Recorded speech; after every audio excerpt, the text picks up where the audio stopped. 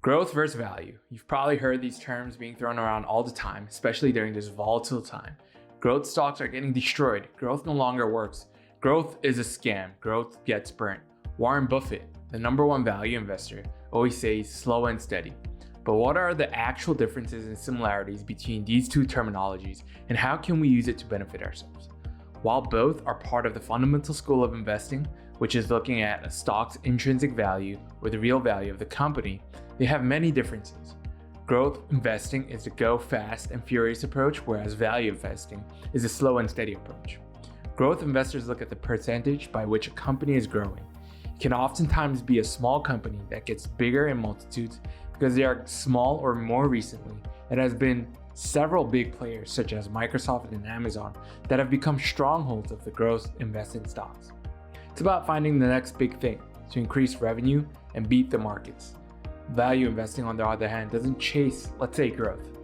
Growing revenue, size, business, they generally look for more mature companies that might even be on the decline.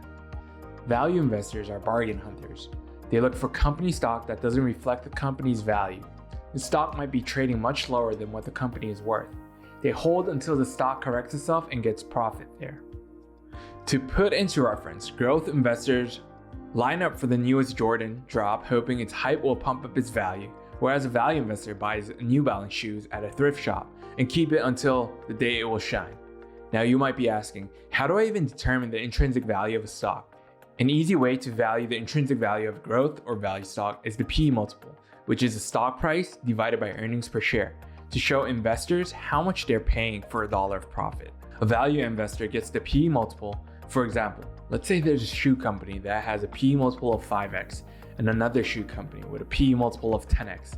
The first company is also trading lower, but after conducting some research, the investor determines the company has good management team and believes the PE multiple will go up.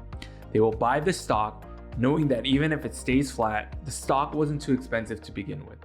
The main idea is to limit how they're paying for these stocks. On the flip side, growth stocks are considered more expensive. They are in many times trading at 20, 30, even 50 times their PE multiple. But a growth investor sees the underlying value of the stock and believe it'll eventually grow to meet their PE multiple, hence making the growth stock an even bigger growth stock in the future. Another difference between value and growth stocks is in volatility.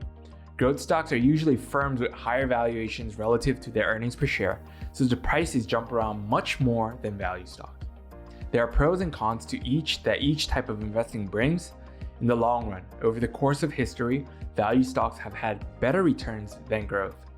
However, in the long bull run we've seen over the past decade, growth stocks have outpaced any other type of investing in the market. Does that mean you can only be a value or a growth investor? No. Many people apply both styles in their portfolio and use strategies such as GARP, which stands for growth at a reasonable price, which is investing in growth companies that have solid fundamentals and aren't overpriced. At the end of the day, all of us are looking for solid companies to grow our money in rather than spend on things that don't give any returns.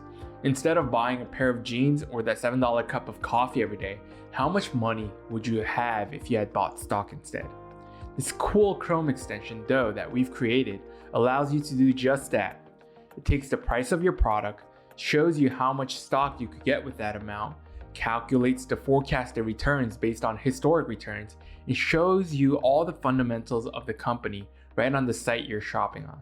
So instead of fighting whether you're a growth or value investor, just be an investor and let's all make money together. Let's get it.